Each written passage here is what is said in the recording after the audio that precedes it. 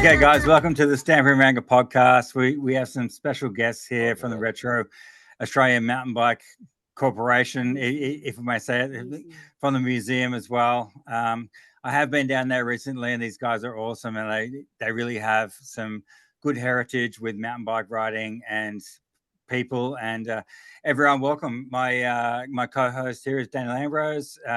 We've been good friends for a very, very, very long time, and guys, welcome. Introduce yourselves. Thank you. Thanks, guys. Thanks for inviting us. Yeah, that's awesome. Krishan. And I'm Brad. Hi, Brad. Hi, Krishan. Yeah, welcome, guys. This is a really good opportunity for all of us to sort of recap on like not only our mountain biking heritage, but like also some guys that are very passionate about the retro scene. And I recently went down to see these guys and what they have to show, which is absolutely awesome. And so just continue, guys. I mean, just tell me the legacy that you guys have had about retro mountain biking. It's great. I think you guys should start. Okay, Sean, go. Anyone, go for it. Daniel, speak at once. Where do we start? Well, I guess all been riding for a long time. I probably started about 93. Pretty much started racing as soon as I started mountain biking. Joe and I actually, we didn't really know each other, but we were racing here in South Australia together in early 2000s. And then we ended up reconnecting later, about 2012, 2013, when Joe had a bike shop up in Queensland and I was supplying him. And Joe had a few cool retro bikes, a Manitou FS and a Cannondale 4000 DH. That were two standout bikes that I remember. And I had just found a couple of bikes on eBay. That sort of started off the collection for me, and Joe and I connected over those bikes, and then we just kept the conversation going over the years, and eventually Joe then moved back to Adelaide, and we still talked about the bikes, and Joe had collected a few more. I collected a few more, and Joe had a bit of a collection, I did. And we just always had this idea of bringing both our collections together and putting them into one space for people to look at. And in 2019,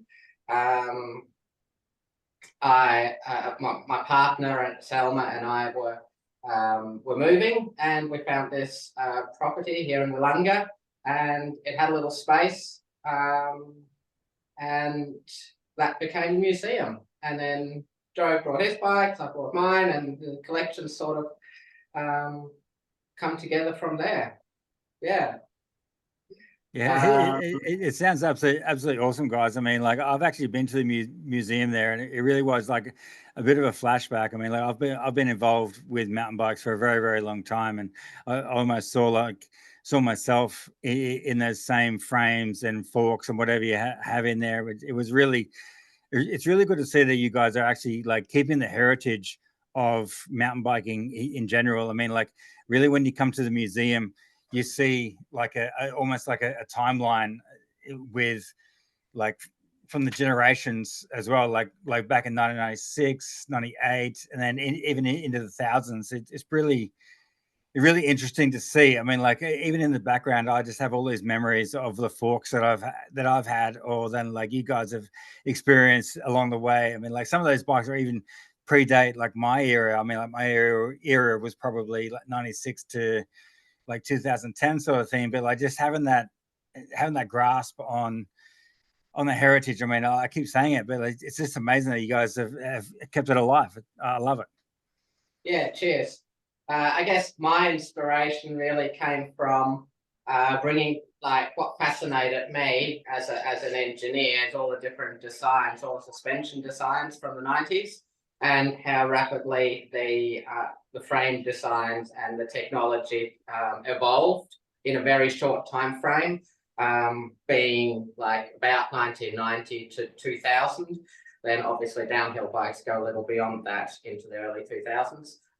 But that's roughly the time frame that we're talking here, and that's what we concentrate on, that time frame. And I wanted to bring together all the different suspension designs that were out there, because every single company had a different approach and tried different things, and some worked, some really didn't work very well, but they were all interesting.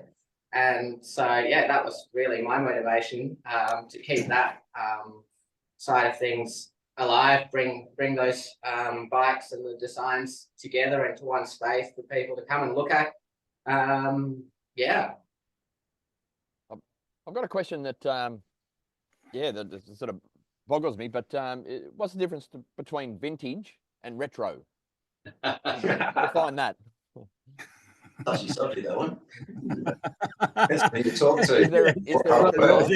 I think there's a decade. There's a decade in there somewhere. Over time, but currently, depends who you talk to a little bit, but we refer to retro as 2000 and before that. Anything that's a mountain bike before 2000. Yeah, I agree with that. To late 1980s, so maybe 1987, 88, 89 were probably the earliest, but approximately 1990 is really where the mountain bikes started. But vintage is probably, I'm going to say, I don't know, someone correct me, is more a reference to bicycles that go back much further. Yeah, BMXs, I agree. So you and I, Nathan, are vintage. by that we definition. are vintage. We are vintage. I remember my first mountain bike. It was what was it? It was a Max Trax 15, and it was 1995. So I am vintage, that's for sure. I had an Apollo Cheetah. That was my.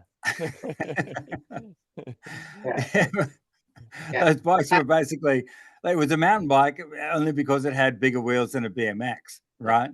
And so for those bikes, I don't even know where my Max Trax 15 ended up. It should have probably ended up in the museum, that's for sure. But I remember like styling my bikes back in the day, like putting pinstripes on there and spray paint and all sorts of stuff. I still do sort of the same thing these days. We had a time where I went to I forget where I even got it, but I bought No Fear stickers. I bought one for you and bought one for me, and we put them on our bikes. I think that was about my very first, like, call me vintage as well, like, but like yeah, No Fear was like the caption or the idea at the time, and so it was like No Fear, like, and honestly, back in the vintage days, you need to have No Fear when you had no suspension whatsoever.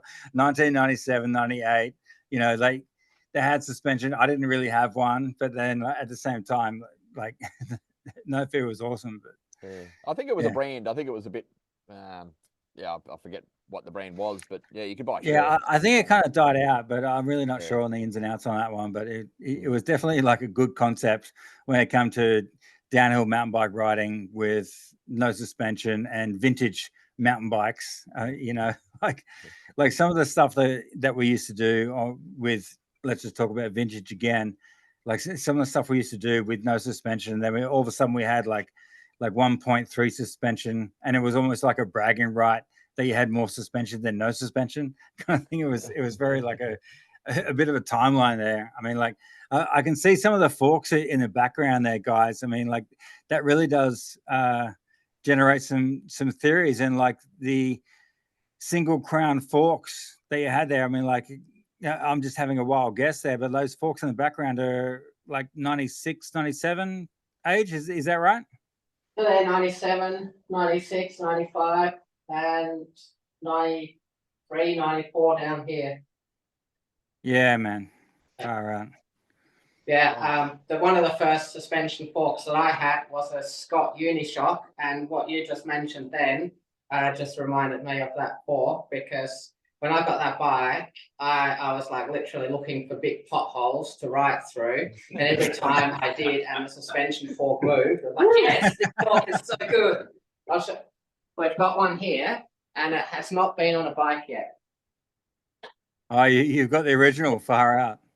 It's like, it's been on a Oh, shop wow. shelf all its life. It's still got the original price tag on there. Oh my goodness. It's a Scott Unishop. I remember seeing this fork in the brochure. And The I World was like, Championship what is- stickers on there.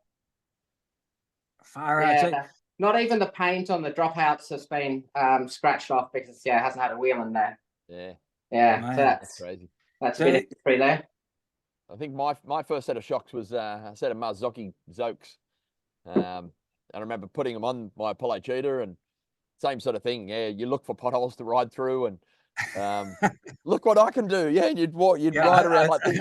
I think the selling token was Zokes, no jokes. Yes. Is that right, guys? Yeah.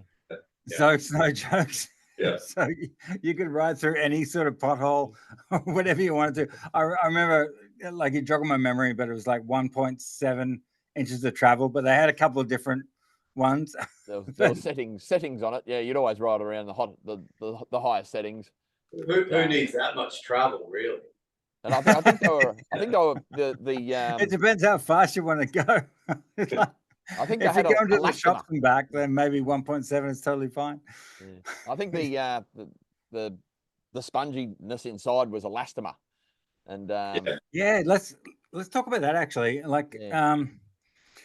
Originally my downhill forks was elastomers, and then it changed to springs. And I think these days it's totally springs or air. Is that right, guys? I mean, like, are we sort of touching the buttons there? Yeah. There's no elastomer forks around anymore, that's for sure. yeah, that was early tech, if you could call Early it. tech. I mean, like putting a bit of rubber in your suspension, it's probably a bit questionable back in the day, you know. I remember if you left your forks too long, they'd probably deteriorate into some sort of foam. Yeah. And all of a sudden you had to change it. I remember personally changing my downhill forks into springs, literally pulling out the elastomers and then like putting springs in there, which I don't even know where they came from. And so then that was just a good solution to the retro scene, basically. Yeah. I remember the elastomers, you know, they behave differently depending if it was a bit cold. So you Yes, that's right. Oh, wow. That's right. You You wake up in the morning with no you wake up in the morning with no compression, then but by the end of the day your suspension's working and you go back to the car. It's a whole 1.3 inch. Yeah, I used to live in Germany and ride in the snow, and we had to replace half the elastomers with springs because the elastomers would harden up at that temperature. Yeah, we used springs out of car clutches because they had the correct outside diameter. Yeah, right. Yeah. I vaguely remember people like even putting like a smaller spring at the bottom and then having elastomers on top. Am I right with that? Yeah. Far out. So it would like The get the little bumps, and then the basically solid plastic would kind of give you a bit of forgiveness at some stage at the end of your 5-minute run. Yeah. So approximately how many bikes do you think you got in this museum? Complete bikes. Ones on display, or you're talking the ones on display as well as the ones out the back? Just in a general idea, let's just talk. How many bottom brackets do you have in there? Yeah. Not complete bikes. We don't do complete bikes all the time. Let's go. Like, the BB index would be probably 70 or There it is. Yeah, okay then. 70. Yeah, it's still a lot. I mean, like, far out. Are they purely decoration now? Like, do you still get out and have a burn on them, or? No, it's a funny question. I mean, some of them are way too good. You know, we've got all the lasers and security systems and that sort of shit. But others are just actually really good fun bikes to get around on. And I think there was a question earlier about, you know, how did the whole retro ride start? And it was well, some of these bikes look like they want to be used still. And we don't want to use them in anger, although there has been a few downhill races that crew have rolled up to it. You've been provoked to ride. Yeah, and people are asking the insurance question 4 times. Like, are you fully insured? The ride organizers getting a bit. Am I safe to ride this vintage downhill mountain bike? Yeah. That's when you look at that no fear sticker stuck on the top bar. So yeah, As long as you have your name on the top, as long as you have your name on the top tube, then they know who you are and you're laying around.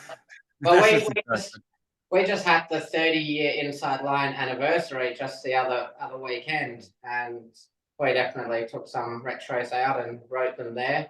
There were quite a few people that brought out their old bikes, so that was pretty cool. Yeah. We got a few bikes going for that. Yeah. But there's also bikes that should never ever be ridden again. Like they are. Yeah. I'm feeling you. I'm definitely feeling you on that one. I mean, like we're talking 30 years ago sort of stuff. I mean, like those bikes have definitely. I can just see like from my own eyes what is in the background there. Like one of those. I think it's a Proflex over your right shoulder there. Is that right? up the top here. The white one is that what?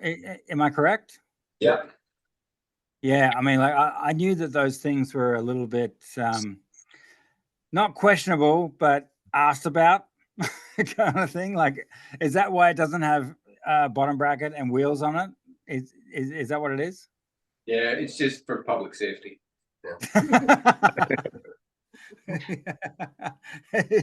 So you're not allowed to ride it, but you can look at it. Is that what you're saying?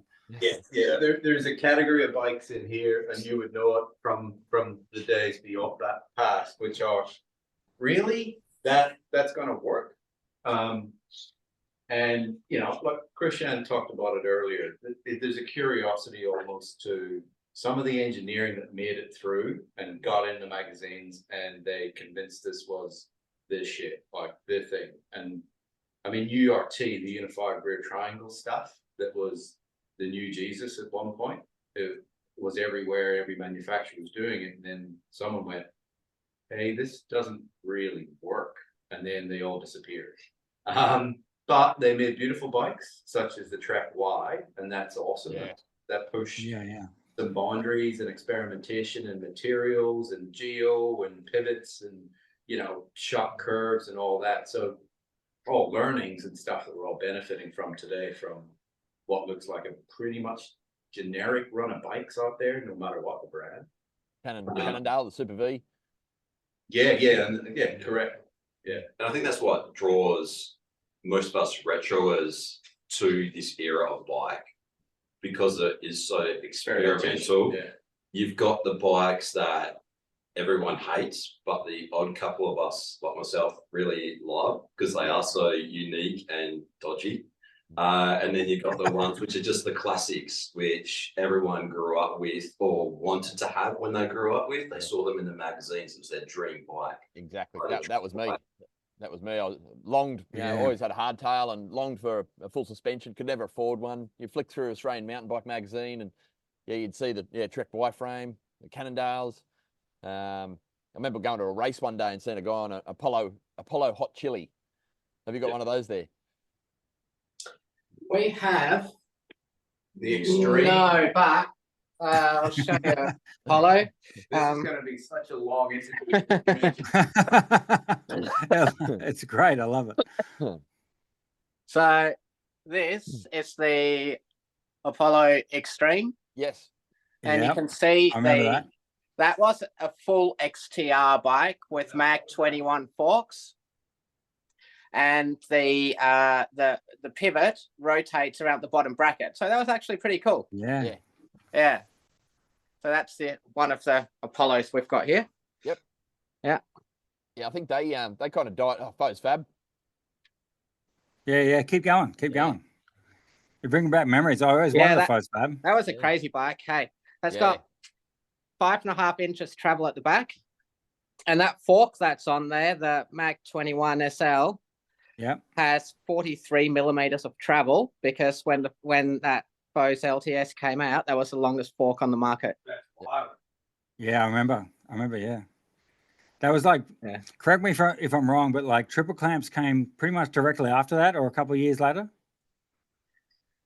When, I think they when did came the out. first triple clamps come out?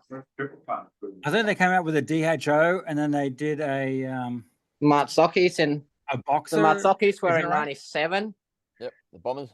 Yep.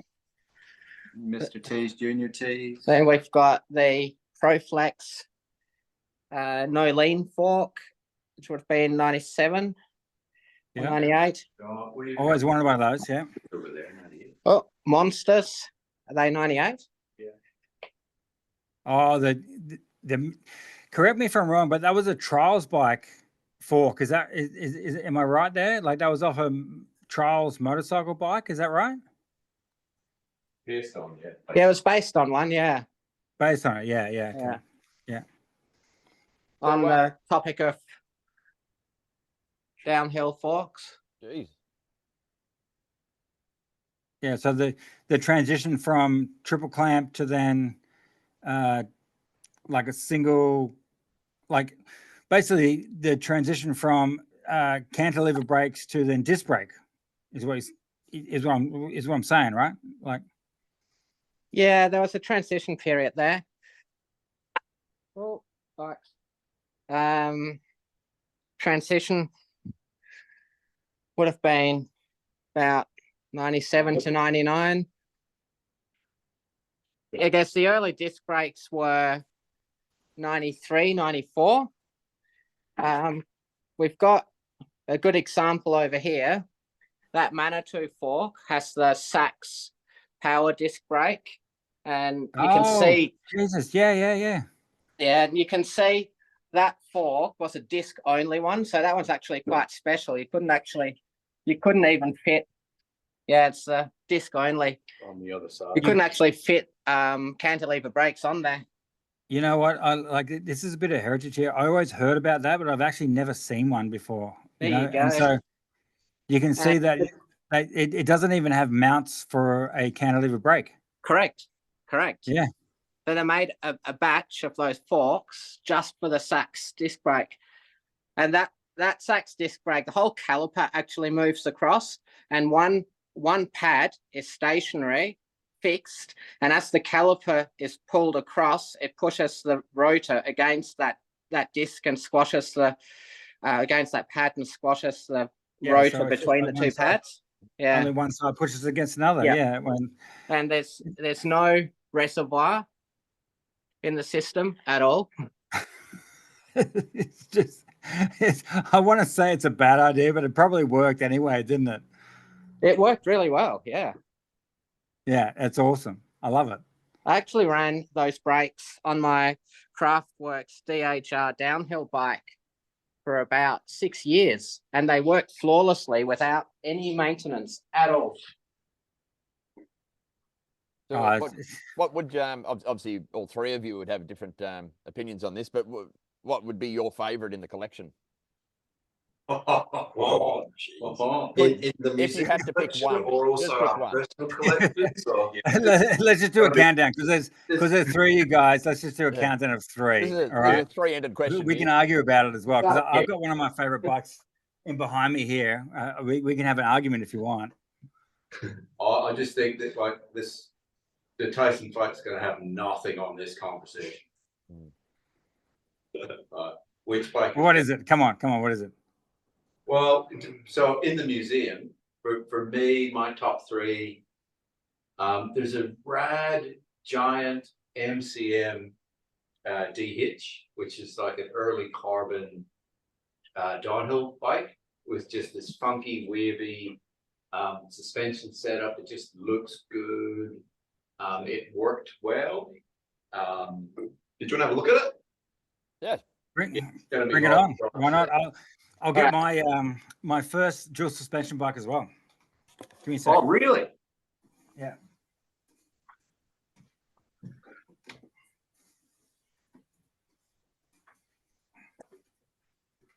Which is it? Oh.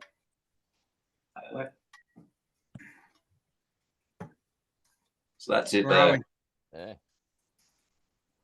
First dual suspension bike. Is that the Giant in the middle there, or?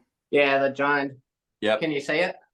Yeah, we can see it. Yeah, I mean, I always looked at that one in the magazines. You know, like that was kind of pre my time a little bit. I mean, like that was one of the first proper dual suspension bikes. I mean, like what I've got here for you guys is my very first dual suspension bike, which is a Dual Lead Pro. Yeah. Yeah. So it's Dual Lead Pro 26-inch wheel. This was my very first dual suspension bike, and I won a couple of things on it. But as you can see, it's very retro. Like it's pretty much just welded together by some guy, you know, kind of thing. But That rear arm looks handmade, looks homemade. yeah, it pretty much is handmade. And like this bike is actually very rare in the retro scene because from what I heard through the grapevine, it's actually they did a limited run of it because it was just like a promo bike, and then they went to a dual E response. I think you guys can probably correct me maybe after that, but that was one of the very first Dual E Pro Diamondbacks that I've got here. So I'll probably send it down to you guys actually. Yeah. The last one you paid for? Yeah. Oh, there it goes. Yeah. So that one there was the model before that. Exactly. Yes, that's what I was talking about. Yeah. That's Dual in response. 1993, and we just built that the other week for the Inside Line 30th year anniversary. It's about it's about 70% complete. A few parts still missing, but it's getting there. Yeah. I remember seeing that thing in the catalog. I used to drool over that. You know. Yeah. Awesome. So so how do you actually obtain these bikes? Do you purchase them yourselves, or like I know Nathan's got bikes down there. He's put some in for show. Do you rely on donations from people, or do you purchase them yourself? It's a strange thing. We get contacted a lot by people saying, "Listen, do you take donations?" And then the condition or the quality of what it is really varies. We've had amazing donations of XTR AC components, GT's ASCAR anodized. I mean, with McGure's, I'm looking at it right now. It's all fully pimped, and the guy just wanted it in the museum, and he didn't want to keep ownership of it. He truly wanted to donate it. Sometimes we get a picture of some Kmart bike, which is, "Hey, you guys want this?" And it's like, let it go on easy, etc. Thanks very much. We do get a lot of first access, if you like. People say, "I want to sell this, but if you guys want it, let's talk." So that's nice.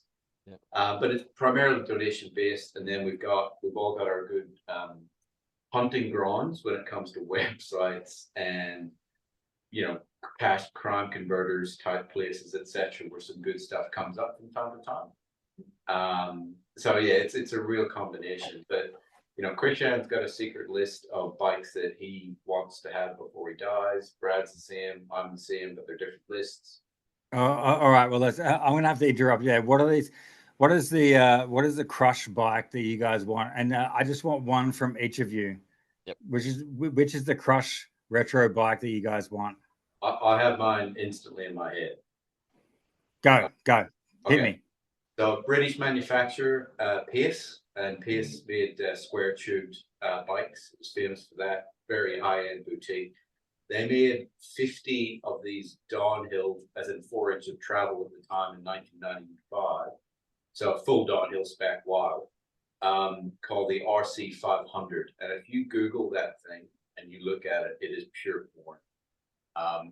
Aluminium square. I know this bike. I know this bike. That was chromoly, was it? No, I know. Alloy. Oh, okay, I'm wrong then. I'm wrong. I had a friend that had a similar bike from the era, but keep going, guys. Yep. Like, is that's your favorite bike? All right, okay. Now, Krishan. No, it's the unicorn. It's the one you cannot have. What do you mean you can't have a unicorn? Jesus, Daniel, you've had a unicorn, haven't you? Oh, many nights out I've had unicorns. I saw unicorns. Every Friday night you had a unicorn.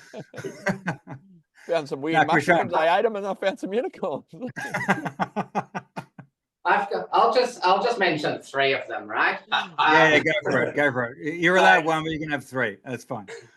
My first full suspension bike was a Santa Cruz Tasman. Amazing bike. Love that bike. We have a frame here, so that's pretty cool. So I want to get those nice early Santa Cruzes together. And so the Santa Cruz S8, the V1 with the big hole in the swing arm, it's right up there. And I actually found one just recently. A Super 8? A Super 8? Yeah. Yeah, I'll quickly show you that. Yeah, let's do it. Oh, we'll take a detour via the 91 Cannondale here, but that's the. Yeah, it's a Super 8, isn't it? Yeah, Super 8 with the big hole there. How good is that? A beer can in there. Yeah, that's right. That's right. So good, so good. Yeah. So that's definitely. Pull up Joe Panozzo, he might have one. So that's definitely one.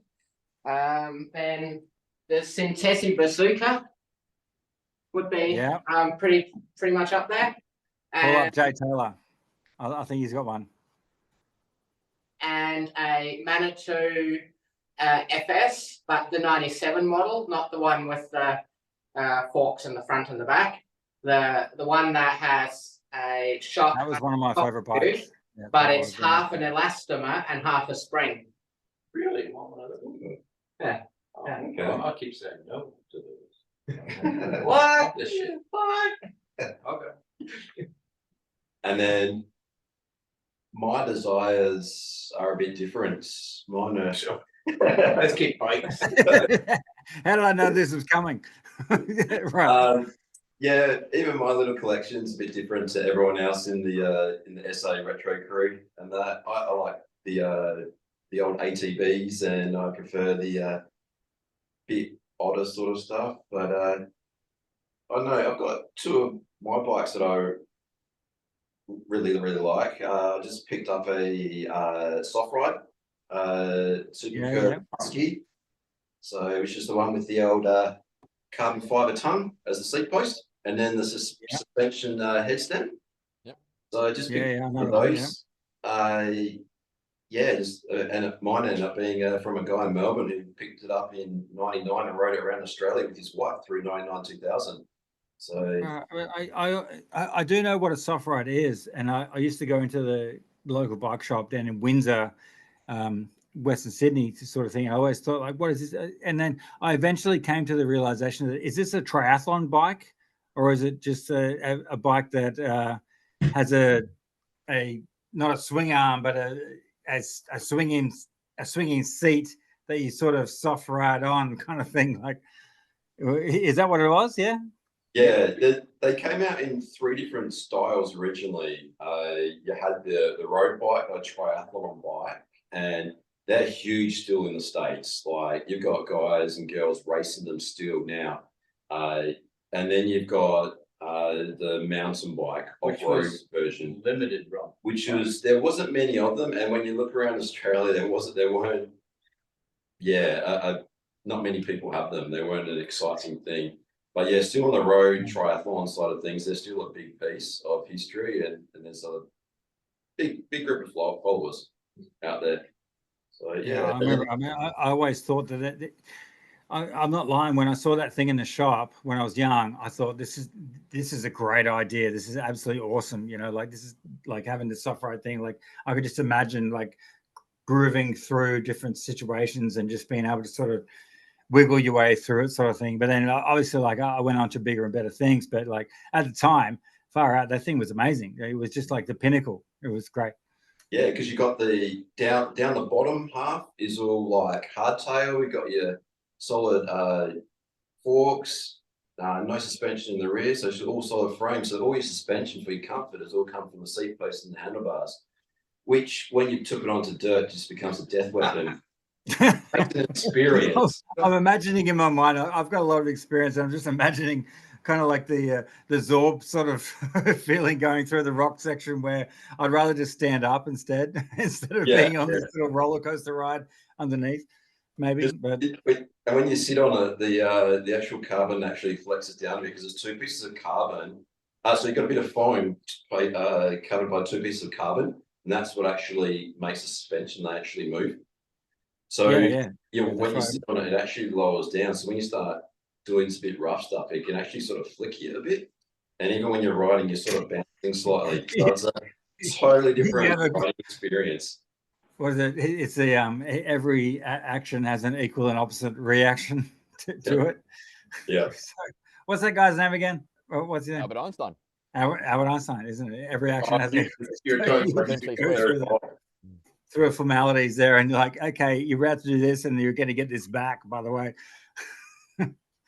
So can people come through that museum? Is it you can just walk in and check it out? Yeah, sure. Yeah. By appointment. Oh, it's by appointment. Okay. Yeah. Yeah. So you're not just open, No. 8 hours a day. Come in and have a look.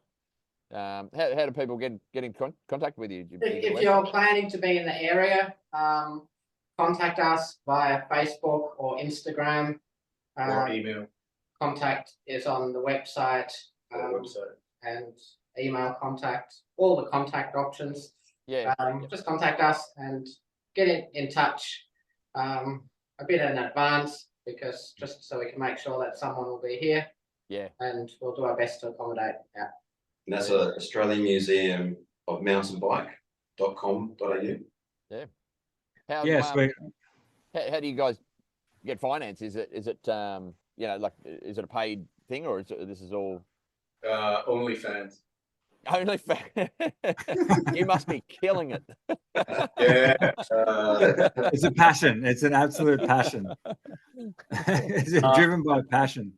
It's Driven by passion. I mean, like at the same time, like a fair few gurus and crew are going to like see this podcast, which I'm very, very happy about. I mean, like I've had a very long mountain bike career, and so like if anyone has some stuff laying around, I might just mention like this museum as if it's open for everyone, but like, come down and have a look and just see what you've got in your shed, and just like start talking. It's a great conversation.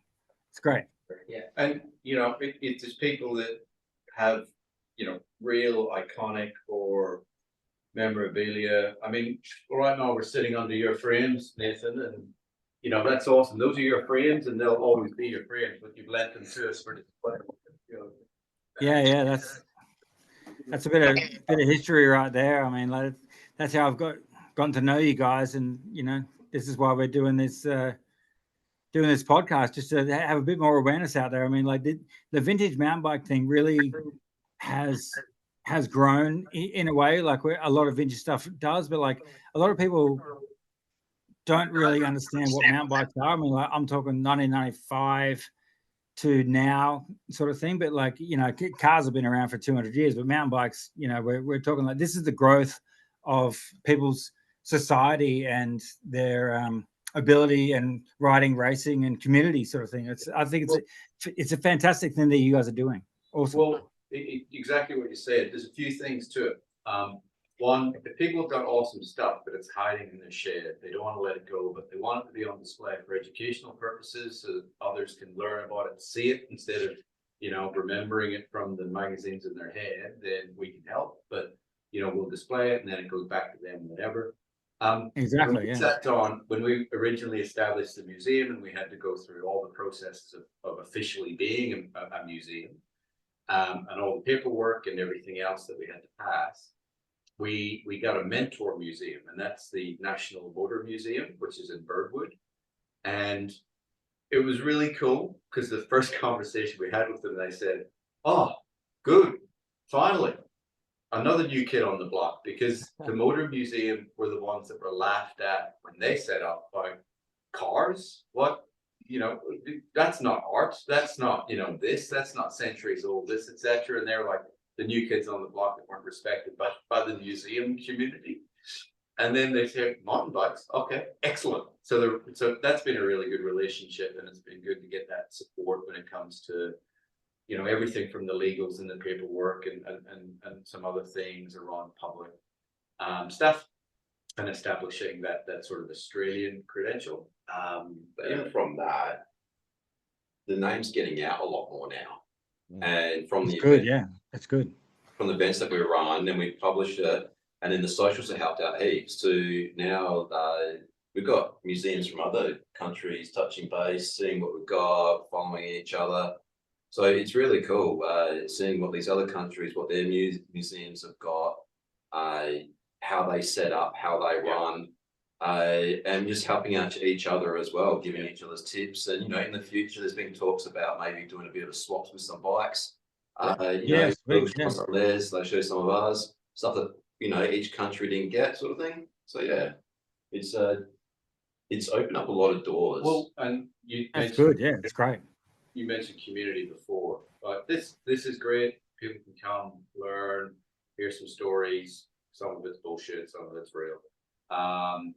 Understand a little bit about the evolution of it, but also then when they see it, when Brad runs his events and they see dudes on bikes doing stuff and talking about or sharing either the stories or the knowledge, that's really been impactful as well, because then that hits the socials. People go, "What's this about?" And then they go, "Oh, I remember," etc. So it's been a really nice way to activate, if you like, some knowledge and journey of mountain biking that sort of was dismissed for a long time because there's no money in Yeah, it. that's what it is. It's a journey, isn't it? It's an absolute journey. I mean, like, Might just clarify there. Brad does MTB Retro MTB SA. So that's basically the events and social side of the museum. Joe and I run the museum, and we started doing events, and Brad really enjoyed that, so he sort of took that on. So that's what Brad does. Yeah.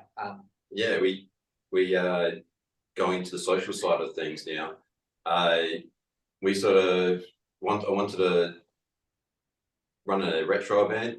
So knew some crew like these guys, a couple of others who had their old bikes, and thought, let's do a bit of an old, you know, retro ride sort of thing. There's been one quite a few years before when the Tour Down Under was on, had a good sort of showing, but there was just nothing. So did a little event, did a little show and shine, then go for a ride. You know, we had a beer sponsor, Bridge Road Brewers. You know, got some of the beers in Esky halfway, had a few bevies, then rode back to the pub, have an old school quiz night that Joe sorted out. hang on a minute. Are you saying a retro quiz night?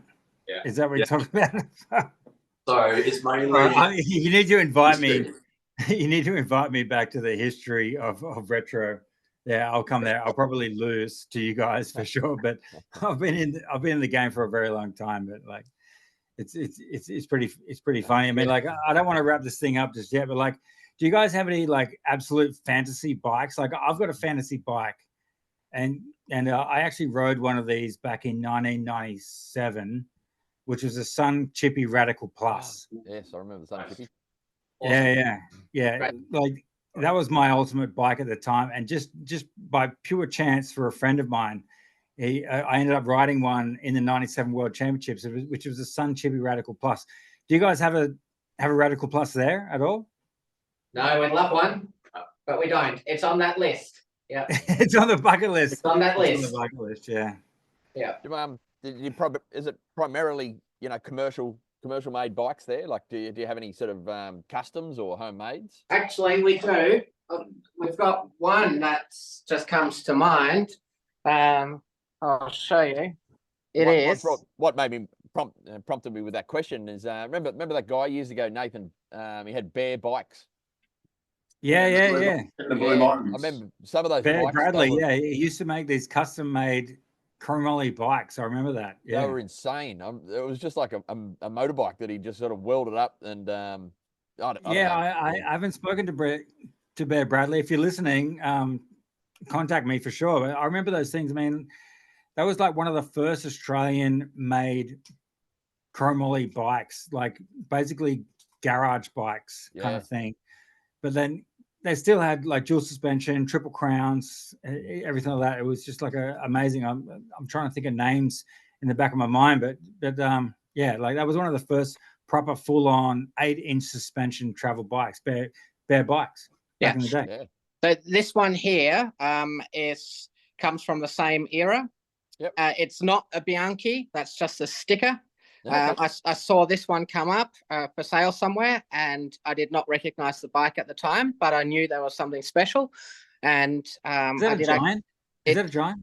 No. So the clue is actually on the front hub. Berserk. It's a Berserk. So hey, this is one of, I believe, 4 bikes of this particular frame design. And then in the following year or so, he did a run of 50 downhill bikes, which obviously came from Taiwan, but he designed and made.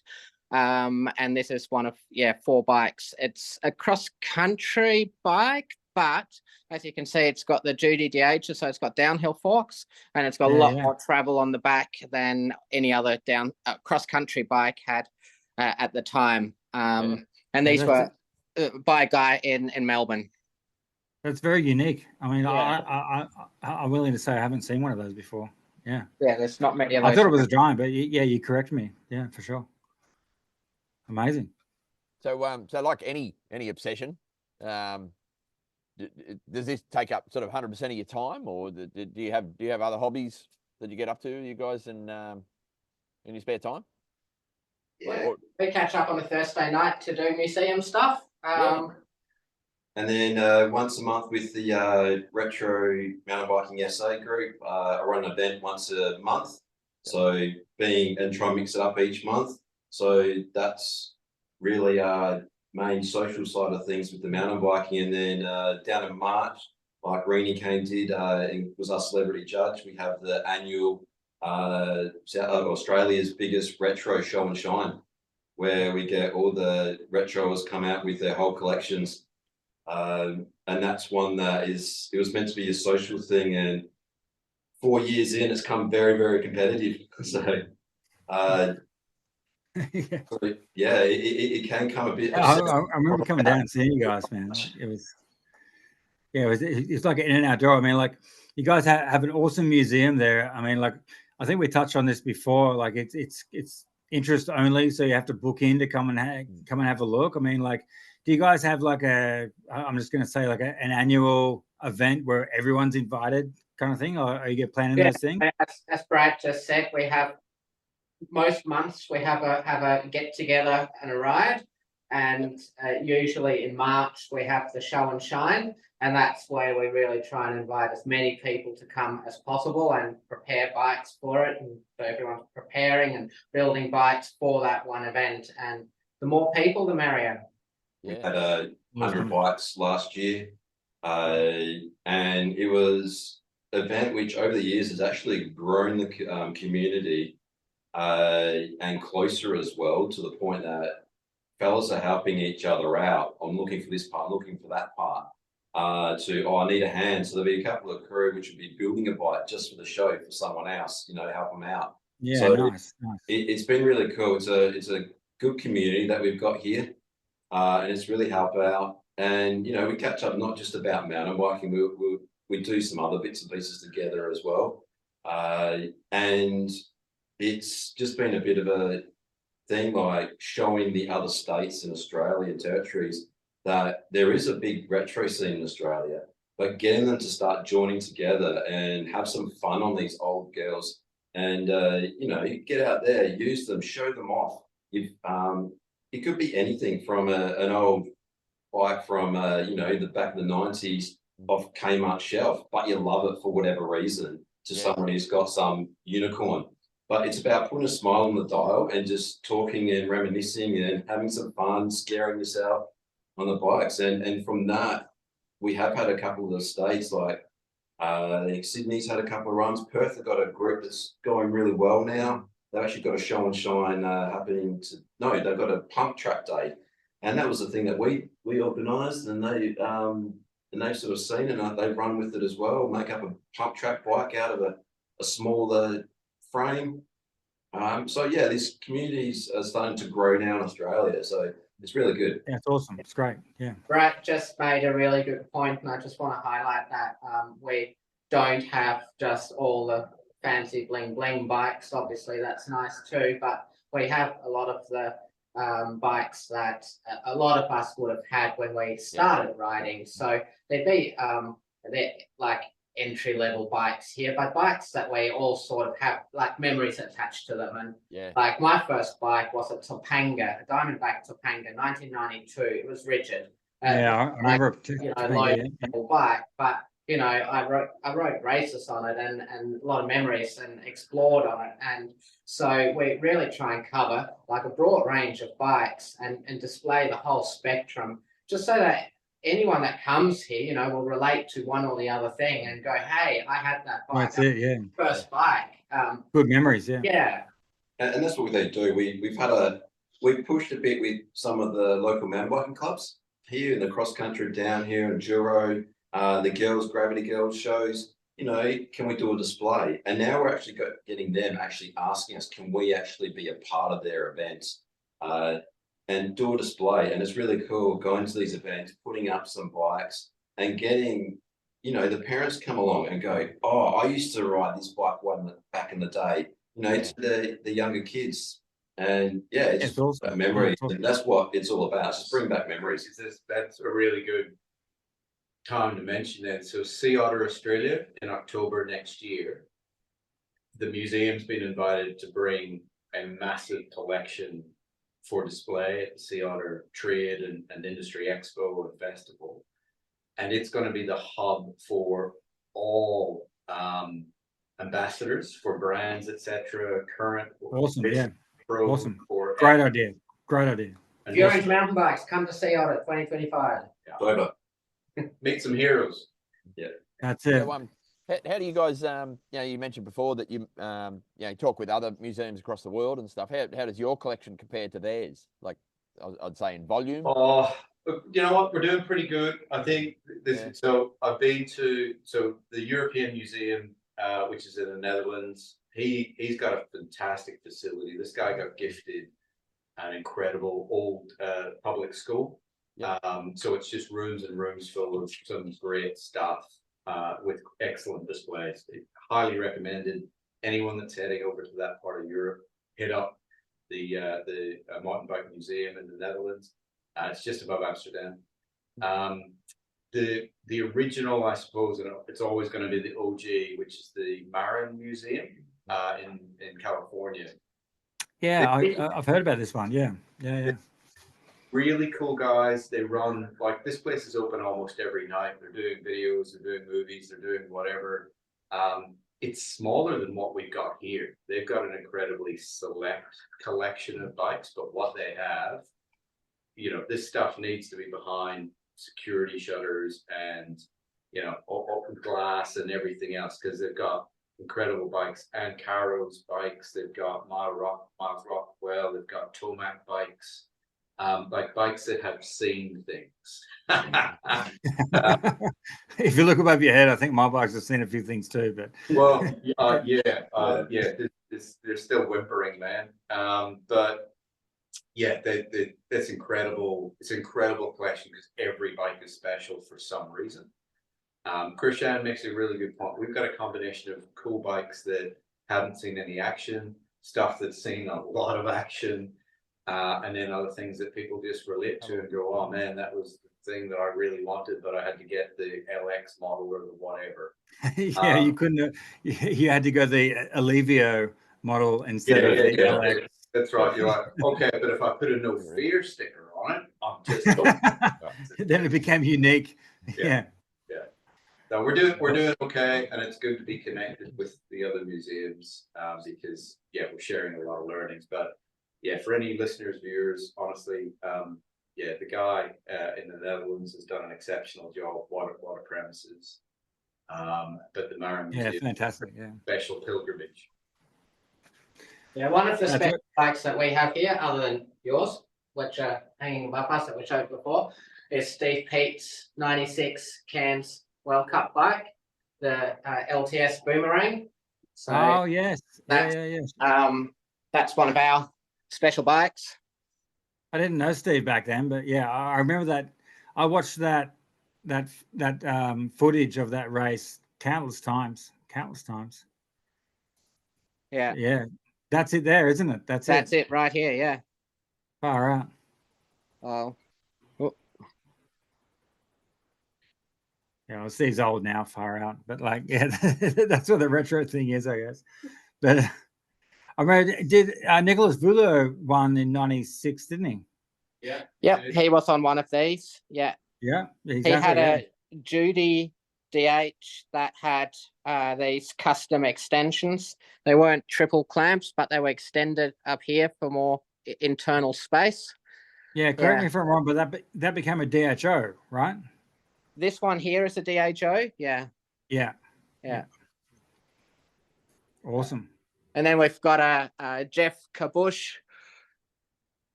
Sydney 2000 Olympics frame up here. So that's pretty cool. Nice. The Kona. Yeah. Got plenty of cool stuff in there, man. It's awesome. Yeah. That's fabulous. Oh, there's a Julie Pro. Yeah, the Julie Pro. That's my pick of the museum.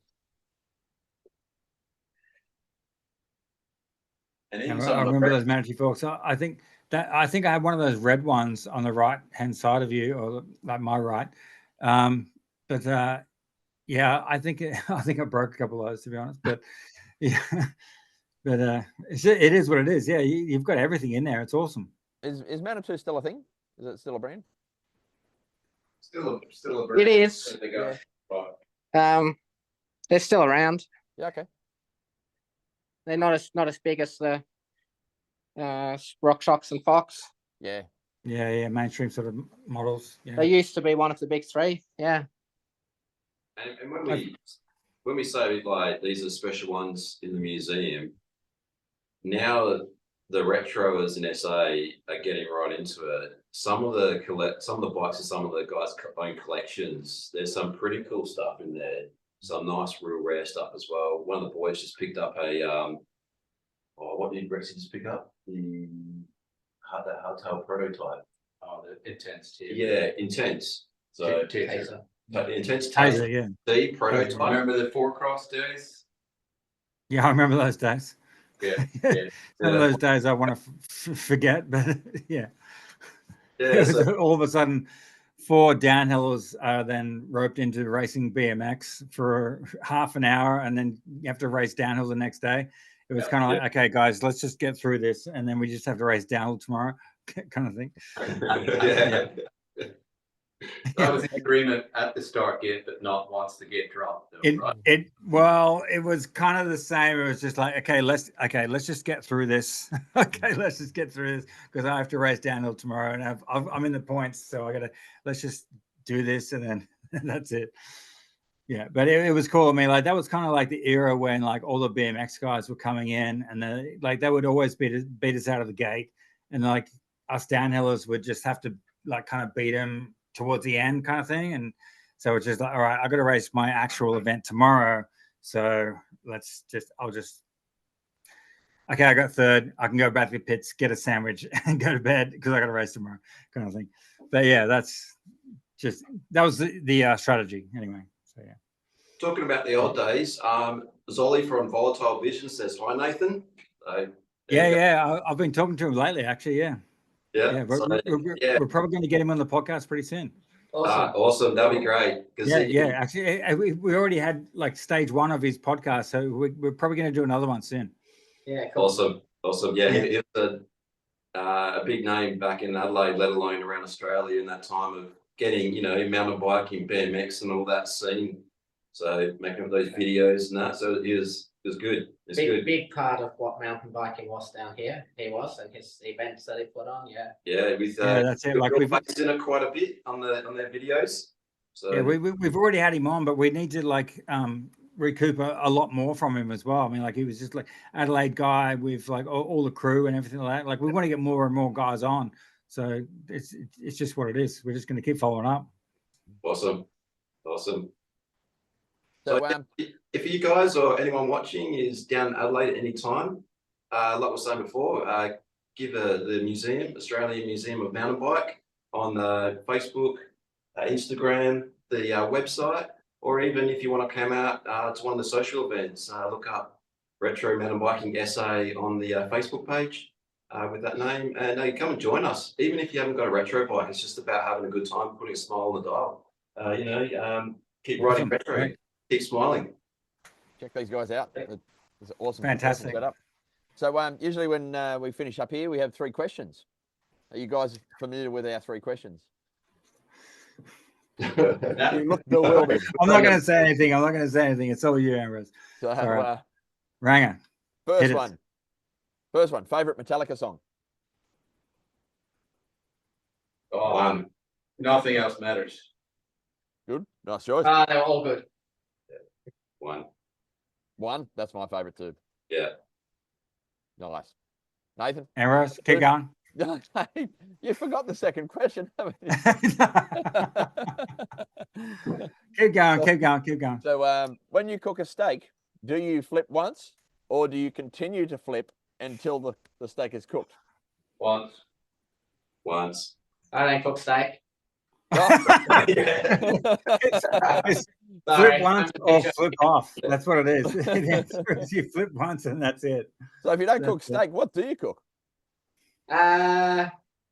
Please don't say I tofu. like frying up the feta. How about that? That'll do. Frying That'll up do. feta. Do you flip the feta once or do you flip the feta Do you flip the feta once or twice? Medium rare. Just make flipping once. Correct. Okay, nice. Good answer. And All right, what final one. are your thoughts on the Tasmanian tiger? Do you think it's still around? Bring it back. Oh, bring it back. It's a vintage. It's a vintage animal. On my arm. Yeah, bring it up, buddy. Is What's the question? Do you believe the Tasmanian tiger is still alive? wasn't there a bike brand called Thylacine? That Tasmanian tiger. Yeah. I'm going to say yes. Nokia 5110s need to make a comeback, and I reckon they're the I think they are. Thylacines the only thing keeping 5110s alive. What does he? I don't think he understood the question. Don't worry, Rango. I actually understand this, but so you're saying that it's dead, but they're still around. Oh, right. Okay. Yes. Is what you're saying. Okay. Yep. The 5110 was one of my favorite mobile phones as well, but yeah, unkillable. The best hammer you could ever have. A lot of drug dealers used to use the Nokia 90, was it? No, the Blackberries. It wasn't traced. Yeah. Whatever. But Yeah, cool. anyway, great to have you guys on. Great All right, chat. guys, you passed the test, guys. Awesome. It's Thanks, great man. to have a bit of a retro theme there. I mean, like, I've been involved in mountain biking for a very, very long time, and like from very young age. And yeah, when I come down and saw that museum, it really was like a flashback kind of thing. I mean, like, but it's always going to progress and just be this awesome thing. So thanks a lot, guys, for having us and us having you. And yeah, enjoy your day and thank you very much. Yeah, good luck with the museum. Thank you. It's been awesome. Cheers, guys, and hopefully we'll see you down at Sea Otter. Yeah, definitely. Yeah, we will. All right, guys, have a good day. Appreciate it. See you guys.